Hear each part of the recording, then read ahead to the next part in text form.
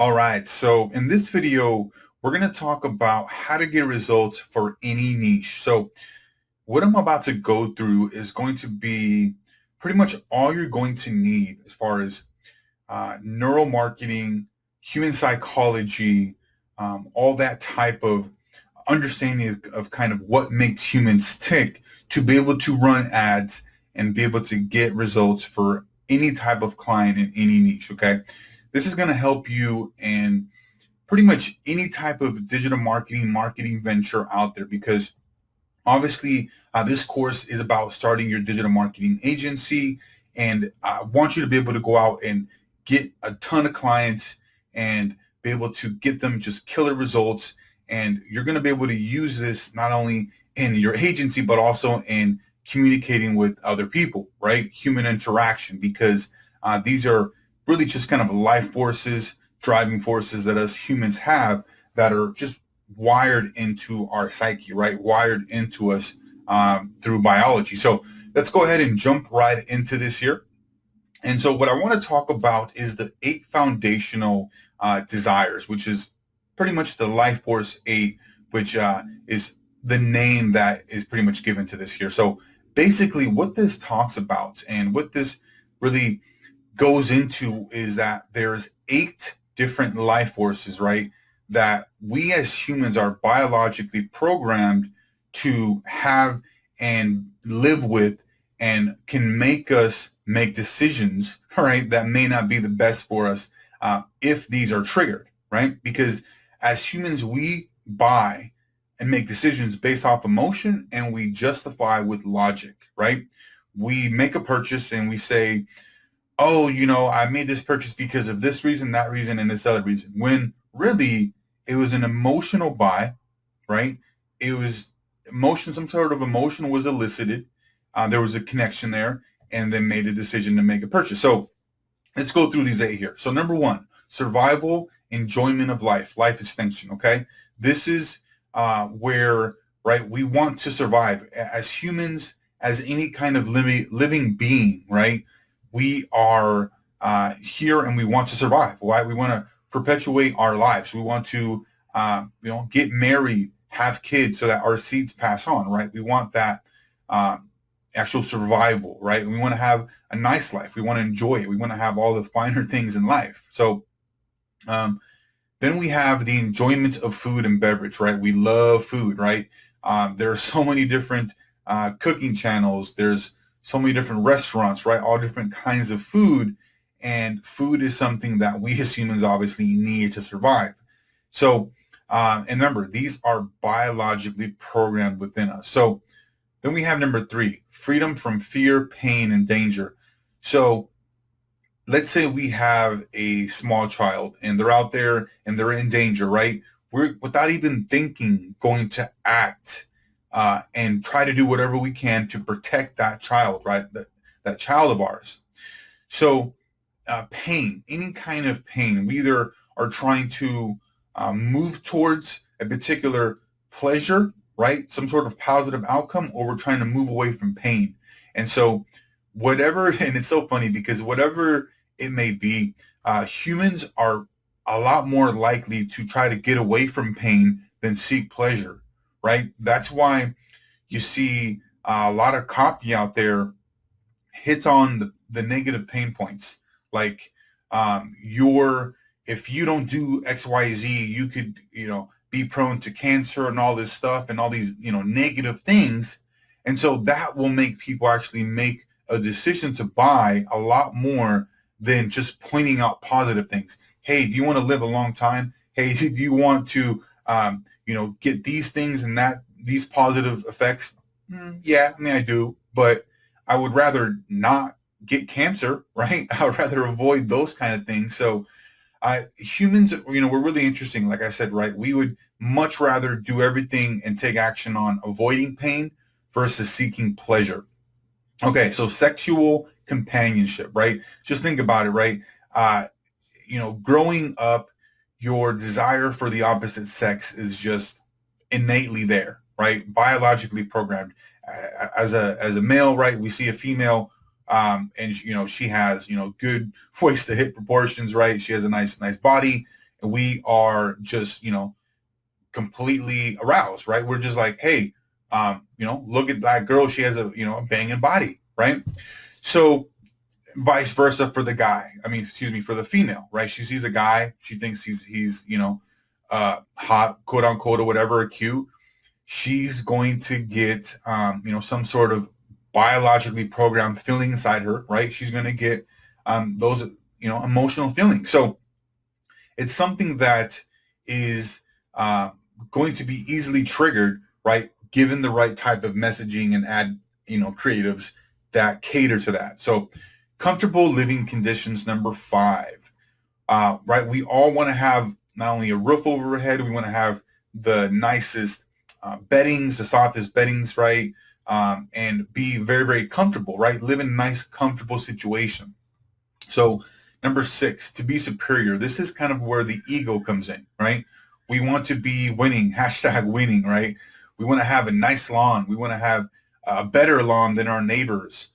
If our neighbors have XYZ, maybe a trampoline, hey, we need to get a trampoline. Why don't we have that? We're falling behind, right? I think one of the trends was or even still is what is it called? The Alexa, I think, yeah, Alexa, and the other one that Google has. But you can pretty much talk into it, right? Ask the questions. I don't have one of those. I don't think it's that great. Can it accomplish a lot of different things? Yes, but it's one of those things where it's like, gotta have it, keeping up with the Joneses, right? So number 7, care and protection from loved ones, right? This is where we want to feel loved, right? We want to feel that we're, respected, that we're cared for, right? And just that, human connection. So that's huge there. And so number 8, social approval. This is huge, right? We want to be hip.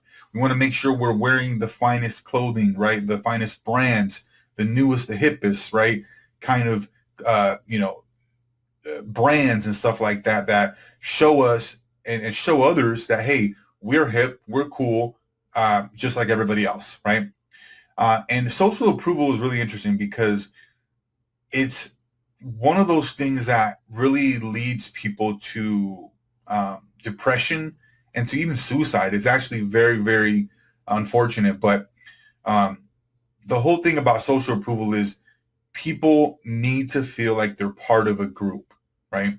They need to feel like they're part of an actual society, and they're not like left out and just out here, just by themselves, because they need to feel like they need to fit in to, with the rest of the group, right? So when you create an advertising appeal based on these 8 foundational desires, you tap into the very essence of what makes humans tick. Very, very powerful. So these are now some additional secondary human wants that we have as well, okay? So let's go over these here now. So number 1, to be informed. We want to be up to date with all the newest information, what's going on in the marketplace, okay? What's the president doing? All these different types of information that we want to, feel like we're being informed in the world, which unfortunately, for the most part, the news, is typically only focused on the negative things, right? We hear, this and this event happened, negative thing happened, that negative thing happened. And then every so often, we'll have a positive thing. Oh, hey, so-and-so did something great, great. That's fantastic. But for the most part, the news, right? The actual media out there is looking to push, unfortunately, negative information. But that's a whole different story. So let's go ahead and go on to the next one here. So curiosity, right? We are very, very curious. That's why on a lot of the different email subject lines, we have a lot of curiosity based in there where people see it and they're like, I wonder what this is. And curiosity is one of those things where it's also kind of innately human. How do I put this? It's something that is learned in secondary, but it can be primary in certain elements, in certain kind of frames, because if you have enough curiosity built up, as far as like even sexual male and female attractionists, you can really get somebody attracted to you just based off curiosity. So like, let's say you talk to a female, and you go up to her and you're just kind of very short, but you're just totally in control. Like, hey, I'm here and I just, wanted to come up and talk to you, but hey, I actually have to go. Maybe I can see you around sometime, right? Then she's left with like curious, like, who is this guy? Like what, who, I want to know more about him. He just couldn't come over here. Most guys come over here and try to talk to me and get my phone number and do all this stuff and come aggressive. This guy is just coming over here, not really, wanting too much. He's just kind of like, hey, I have to go. So there's that curiosity element, and this can be used in a variety of different ways. So cleanliness of body and surroundings. Number 3, this is very important. Obviously, we want to be feeling clean. We want to make sure that our place is clean. Very, very simple, right? This can be used quite a bit in different ad creatives as well. So efficiency, right? We want things to run smoother. We want things to, not only be effective, but be efficient, right? To make sure that we're doing the right things, because effectiveness is doing the right things, okay? But efficiency is doing the right things in a very precise way that allow you to get the most output, right, out of your input, okay? If that makes sense. So number 5, convenience. We all want things that are just nice and easy. So think about convenience, how Uber and Lyft have taken advantage of this one here, where people are, what they're doing, Uber and these guys, is they're selling people time, convenience, right? At any given time, they can pull up their phone and, pull up an Uber, the Uber app, and get an Uber within 5 minutes, right? The convenience factor versus them having to call a cab, wait 30 minutes or whatever. There's an Uber right down the street, can pick me up, boom, super convenient, right? They've made billions off of that. So another factor there. So number 6, dependability and quality, right? We want to make sure that things are actually good quality products. It's so funny, if you have great marketing, the quality and dependability can kind of go out the window initially, but for the long run, it can catch up to you, because no matter how great of a product it is, how high quality how high quality of a product you may have, it doesn't matter if the next product, your competition, has better marketing than you and has a lower quality product. They're going to sell more, okay? And their product doesn't even need to be that great. It just needs to be good, okay? And so that's what typically happens, is the product with the not so great, kind of quality gets sold a lot more because of the volume and then the actual marketing messaging behind it. But we all want high quality products, obviously, okay? Number 7, expression of beauty and style. So this is big in the female market, also with males, with being able to kind of connect and feel like they are part of a group. Like, let's say, there's and we'll go over an example here. Let's say there's like a particular car commercial, okay, that, really portrays a businessman, like a certain kind of individual with, maybe a Mercedes commercial that portrays a very sophisticated businessman, and, you connect with that. And so you resonate with that. And so you're able to then go pick up a Mercedes, a Benz, right? And be able to tell the world through that car that, hey, I have style, I have class, I'm just like that guy on the commercial, because that's the marketing message behind the car, right? Is this car is for these kind of people. Hey, I see myself as one of those type of people. Let me go out and buy this car, right? So number 8, the economy and profit. So we all want to, right, make as much money as possible.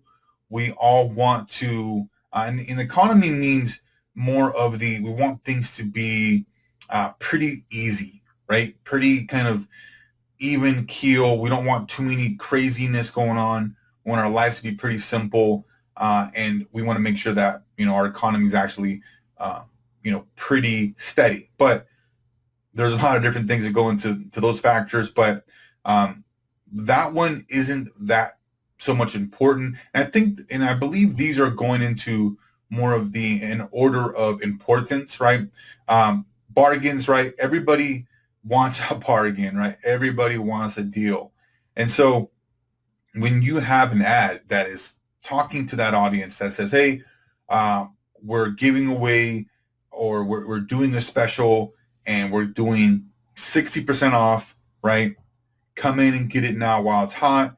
Only 10 of these available, right? People are going to jump on like hotcakes, right? They're going to be selling like hotcakes. So these are not as powerful as the previous 8, right? The Life Force 8, because they're not biologically driven. Okay, think about it. And this is a good example here. So which desire would you respond to first? To buy a new shirt or to run out of a burning building, right? To buy a new shirt, which is the whole beauty and style, right? Or run out of a burning building, which is the whole fear and making sure that you're safe, right? It's not even a question. So think about this. If you're single, would you be more driven to organize your desk, right, for efficiency, cleanliness, or whatever, or have amazing sex with this hottie who's been flirting with you at the coffee shop, right? It's a no-brainer there, right? You're biologically driven to want to go after the hottie, right? That sexual companionship, right? So these are kind of the secondary, but they still are extremely powerful. Okay, so the 8 Life Force formula for desire. So this is pretty much the actual formula for being able to get people to take action based off the actual 8 life forces that we have gone over. So when we talk about the very first step, right, we have tension. There's some kind of tension that needs to be there in the first place. Okay, let's say you have a tension where somebody is having a certain situation, maybe with their kitchen. Maybe it's dirty, okay, and there's a lot of bacteria. Okay, that's tension that can be built up. And then there's the desire. Hey, did you know that your children could be suffering or getting bacteria and germs? And we'll go over an example of that here in a minute. But you could talk about the desire being, hey, did you know that your child can actually be getting all these different germs, bacteria, but there's actually something that could be done to help you with that and actually reduce the probability of them getting bacteria and germs. And so then there's the action, right? Hey, buy XYZ product that can actually eliminate germs, bacteria, and do all this stuff, right? That pretty much satisfies what that tension, that desire, and that need is, right? Okay, so when you appeal to people's Life Force 8 desires, you create a drive that motivates them to take an action that will fulfill that desire as soon as possible. So what exactly is a desire, right? We talked about that briefly, but it's more of a type of tension that you feel when a need is not met. Let's say you're looking to, right, go out on a date. You want to meet new people, right? You're going to maybe do, what's that app? I think it's Tinder. There's all these different dating apps, right? You're going to go and you're going to sign up and you're going to go try to find people to go date, right? If you're hungry, your intention is to eat, right? It's a very, very simple formula here, but I just wanted to map this out for you so you can see it here, how it would look like from like a funnel perspective, okay? So your goal really with these Life Force 8 and all those secondary type of functions as well is to install a mental movie in the reader's mind through your ad creatives, okay? So the first use, and I really want you to pay attention to this, look at this, and really even read this a few times, okay? The first use of any product or service is inside the consumer's mind. It's very important that you understand that, okay? You have to be able to paint a picture for them so they can see that in action, okay? And actually then using it. So use language that is both specific and visual to install mental movie inside readers' mind, okay? Here's an example. How would you like a giant hot fudge sundae with 3 giant scoops of chocolate chips, extra dark hot fudge, chopped nuts, all blanketed in a cloud of fluffy whipped ice cream with a cherry on top? So if you look at this, this is extremely specific and visual. You can totally see this in your head, and you're probably watering at the mouth there, salivating a little bit, thinking about this, right? So the more specific and visual you can get, the better that you can have your reader, right, your audience, be able to see themselves using your product in their mind, right? So the most effective way to influence and persuade readers, right, is to write copy that causes your prospects to visually demonstrate your product service inside their heads sufficiently enough to build desire for the satisfaction of the wants that your product service promises to provide. So remember, the first use of any product or service is inside the consumer's mind. Make sure that you are using the specific and visual framework, okay? So the specific and visual ad copy, I want to give you an example of how this would look like, how we would progress. So here we can see there's the first one. Go somewhere and do something. That's blank. You can't see anything about, anything as far as what is being done. It's not clear. There's not specifics in there. There's no visuals. Go somewhere and get something, okay? Do can mean anything, right? So, and here's the third one. Go to the kitchen and get something. Oh, excuse me here. On number 2, go somewhere and get something. It's supposed to be get. But so just think about that. Get could be anything, right? Get something. So the third one, go to the kitchen and get something. Still vague, but now you know where to go, right? We're getting more specific. We're going to the kitchen, okay? So go to the kitchen and get food. Now we're getting somewhere, right? We're getting specifics. We're going to get some food and we're going to the kitchen, right? And then we have go to the kitchen, open the oven and get food, right? Now you're seeing this in your head. You're seeing you actually physically open the kitchen, you go to the kitchen, open the oven and get food, okay? But that food is still a little bit more, can get a little bit more specific, right? So go to the kitchen, open the oven and pull out the pizza, right? Now you see a picture of a pizza popping into your head, right?